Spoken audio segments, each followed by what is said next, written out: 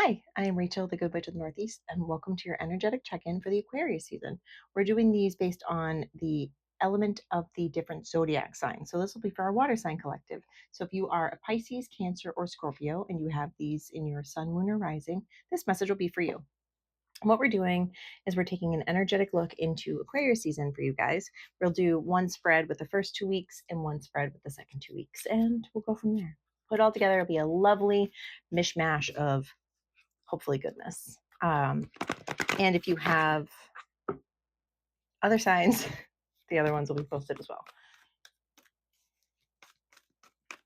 Messages for the water sign collective. What messages do we have for our water sign collective? Awesome. Weird. Okay, so instantly I want to talk to you guys about the correlation between physical reality and spiritual manifestation. So if like you're having a hard time, like me personally, this is just something I should always go from. Me personally, I've been really struggling with like power reclamation from the ancestral standpoint. So I've been doing a shit ton of core work in like my physical fitness and like life. Like every single day I'm making a priority to do push-ups and like some sort of core work. And it is, I can feel energetically the like stuff is shifting finally. And even if it's psychosomatic, even if it's my brain just being like, I feel better because I did something. I feel better because I did something. So I love it. So I'm a firm believer if you are feeling like stuck or cluttered or anything like that, cluttering especially, like if you feel cluttered in the mind, declutter something in your home, declutter something in your environment, in your car, in your work desk, whatever. I swear to God, it helps. Okay. I also like to put 2 decks down just to get a little bit more into the energy. This is big. Okay. So you guys know. Okay. Sorry, I totally just hit my mic. I apologize about that. I'm new to working with the mic. I'm energetically handsy. So, anywho, it's been a minute since I posted over here, like a minute, and I apologize for that. This will be something we can focus more on. I'm going to be spending more time over here because there are so many things I like to talk about. So many interesting things to say. And my goodness, I can say. Okay. So we're going to be talking about cycle breaking with you guys. So because I'm an ancestral healer, that tends to be how I read, like through the lens of where this energy can apply for you. So obviously you use with your discernment, and if this message does not align with you, that is okay. It wasn't meant to, and that's okay too. Okay. So you are in this period of, I think, ancestral restriction would be a good way to put it. I think that usually when we get to a point of healing, we clear out a bunch of old behaviors, old programming. And that's where I think you are right now, kind of this de-shedding of programming that doesn't serve you anymore. Whether that's learning what aligns with you, learning what lights you up inside, whether that's like grounding, whether that's healing, whether that's any form of healing too, like embracing sacred rage. Like there are so many things that we could do differently from our ancestors. And that's what I think you're leaning in toward. I do think that's a call for some intentional rest or rejuvenating experiences are necessary. Every other collective has gotten this like burnout card as well, but for you guys, it's coming through in a form of like, if rest is a struggle for you right now, that's okay. Find something that fills your cup. That's okay. Not something that you need to make, not something that's going to feel like work to you or feel like something that pulls at you, something that is just for you, that rejuvenates you. And that's going to look differently for other people. I also think that there is, and probably the call for rejuvenating activities is because there is some anxiety present because you're going to be doing things a little bit differently. I sense perhaps some professional assistance. That's actually the card in front of me, but I think that we sense some professional assistance coming down the pipe. That could mean direct work with a spiritualist, like maybe you book a reading with me or anyone else. Maybe you have a Reiki attunement. Maybe you see a physical doctor. Maybe you go to a psychiatrist. Maybe you see a therapist. Maybe it's a trauma therapist. Maybe it's a somatic person. Maybe it's a massage. Like I said, there's millions of options, but I think you're trying something different to heal in a way that your ancestors haven't before. Like I can tell you when I started trauma therapy, and like I've been in and out of therapy my pretty much my from like 11 on, and nope, younger than that. Regardless, I've been in and out of therapy most of my life, but when I started trauma therapy with a therapist where I actually started working, I can tell you energetically, I felt so fucking anxious because, and now looking at it, it's because like my ancestors were like, "Girl, what are you doing?" Talking about things outside the family. What are you doing?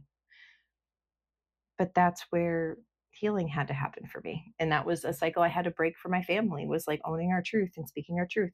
I do sense some professional assistance coming in for you. And that could come in actually a myriad of forms because I'm seeing physical fitness. So maybe you're doing, maybe you get a trainer, maybe we see a nutritionist, maybe there's, like I said, myriads of options. Maybe that'll be the hashtag for you guys. Water signs, myriads of options. Sorry, this is conflicting.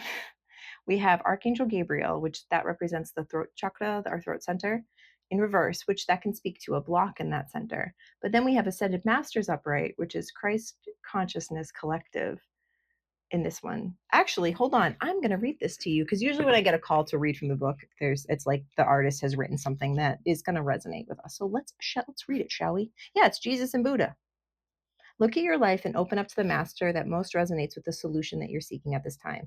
In the upright position, so say you are struggling with a block in your throat center. Say you are struggling, not even speaking your truth. Maybe you're learning what your truth is. Maybe your truth is so different from your ancestors.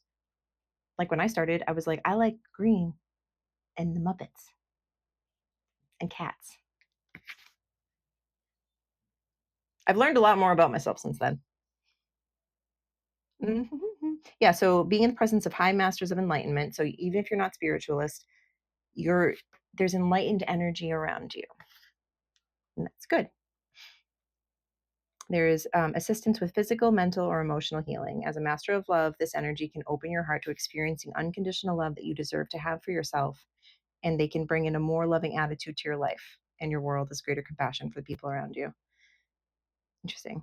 And it's also represented by the lotus. So, greater consciousness, enlightenment, spiritual understanding. So, maybe you are leaning more into spiritualism.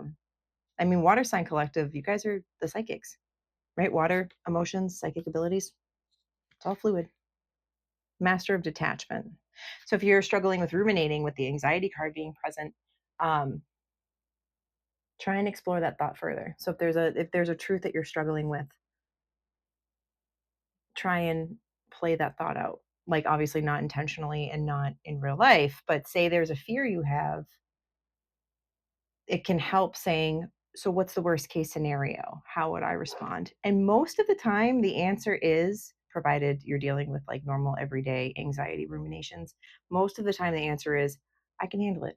So it's something here about owning your truth, finding your power, standing in your light. It's a lot of enlightenment around you. Obviously, coming up, maybe you will start therapy or some form of healing that will bring about this enlightenment that is needed for your bloodline.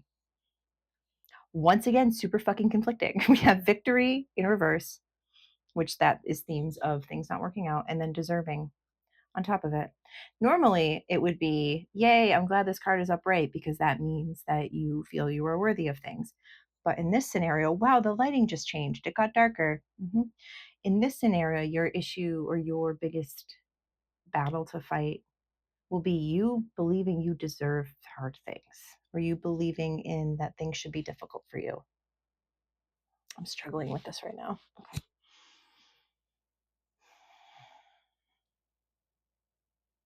Yes. With victory in reverse and deserving in reverse, this, I mean, deserving upright, this can speak to you believing that you deserve hard things or that you deserve, like, things have to work out poorly because that's the only option.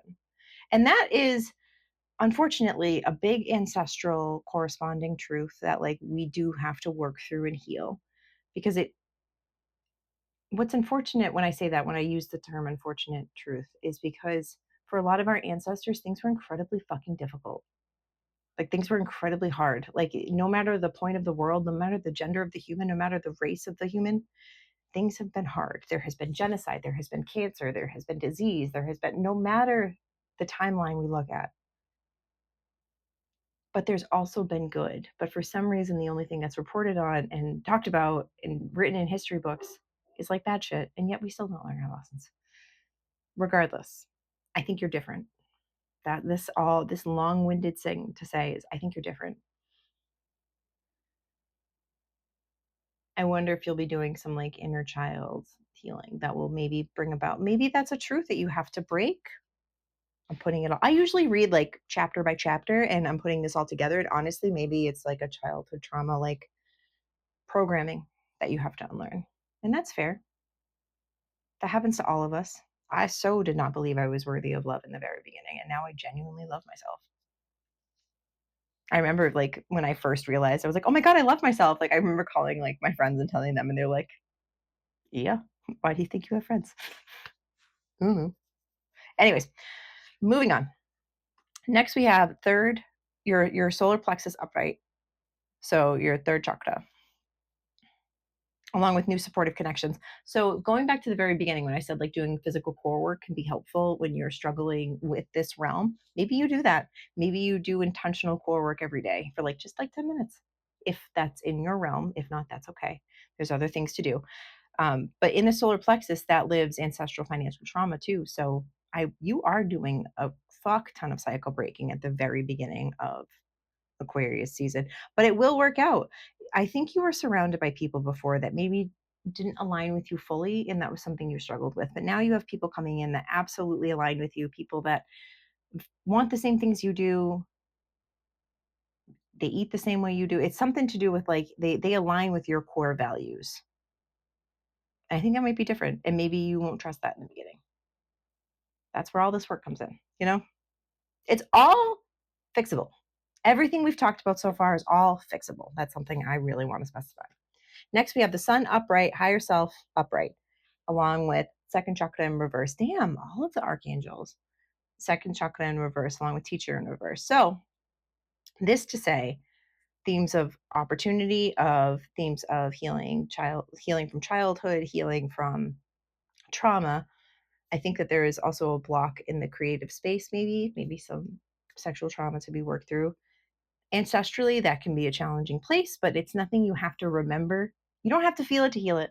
I'm a firm believer in that. You don't have to.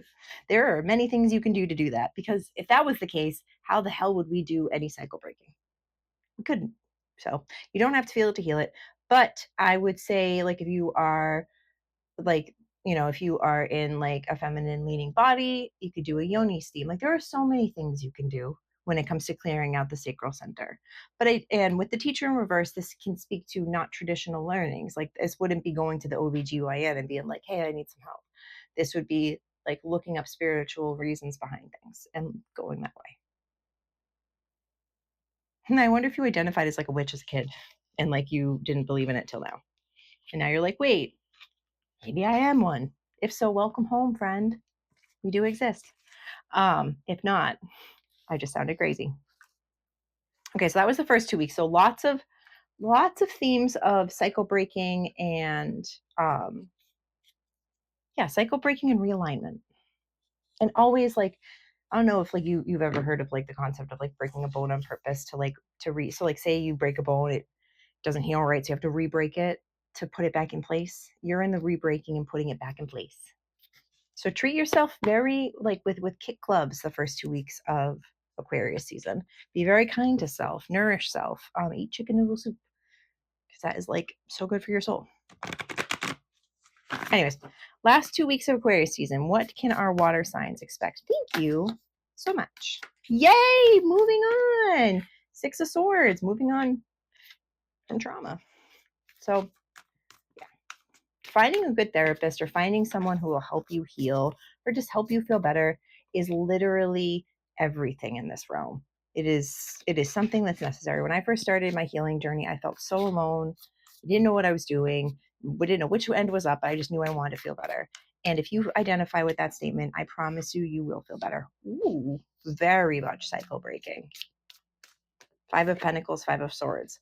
And usually when more than one, like of the same, like more than one number falls out, numerically, I'm like, how does that translate? And 5 is in the middle of a cycle. So interesting. 6 of Swords, King of Swords, the Fool, new beginning. 7 of Cups, 9 of Pentacles, the Hanged Man, 5 of Pentacles, 5 of Swords.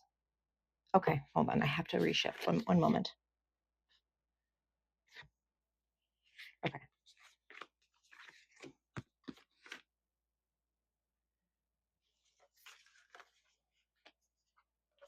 Hold on. Is that right? That is right. Okay. So the Fool is the first card. The Fool is a new beginning, a new start, trusting yourself. Six of Swords, moving on from hard times, themes being like in this card directly, like they're being transported away. I don't know if you can see that, like transported, like someone's moving them, like they're being rowed away into safety. End of challenging times, a welcome relief. King of Swords, it can be an unemotional relationship or someone being emotionally unavailable. Water signs, I wonder if that's something that maybe you struggled with when you were growing up. With the King of Swords, too, he always reminds us to remain objective, and that could be really helpful in the healing realm. Like, remember that we're all people. That could be really helpful. Moving into the Five of Swords and the Five of Pentacles, the reason I shifted this around was because it didn't the way it reads now is it almost is like this new beginning you're coming on is going to kick up themes of anxiety that's kind of ridded your family for generations. You know, lack of integrity, money, specifically like money fear. And that's valid. Eggs are $8 a fucking carton now, so like that's fair. But it seems that like this opportunity for healing might kick up energies of like, but this could go wrong, but this could go wrong. If that does happen, all that is just truth coming to like programming coming to the surface so that truth can emerge. It's you're shedding. That's all it is. It's just shedding. So, and it's going to, with the Seven of Cups, the Hangman, and Nine of Pentacles, Seven of Cups is becoming almost like paralyzed with indecision and becoming overwhelmed with the possibility of all these avenues and like all of these things to focus on. And if that happens, when that happens, you'll be put into the Hanged Man. You'll feel stuck, but you won't be stuck. You'll just be in a new place to gain new perspective. So if you'll be experiencing deja vu, some of it can come forward, and yeah, like deja vu is a big one, or even feeling like you've healed something. Why are you back here again? Why is this lesson coming up again? Why is this theme present? It's usually to gain new perspective so you can close a chapter. I very much think that's what's happening right now is like the water signs Aquarius season is leading to this huge new chapter, and you're dusting off the steps, if that makes sense. I don't know why steps are a big analogy, but I just saw like someone like come out and sweep steps. And then ending with the Nine of Pentacles is fucking enjoying the fruits of your labors. Luxurious. It's amazing. Hard work that leads to a luxurious life, buying yourself something special. Happily and successfully self-employed, and then enjoying your solitude. That's beautiful. That's amazing. That with the Nine of Pentacles, with the enjoying your solitude, that just means that this is something that you're healing that only you can fix, which means the credit will be due to you. Hell yeah.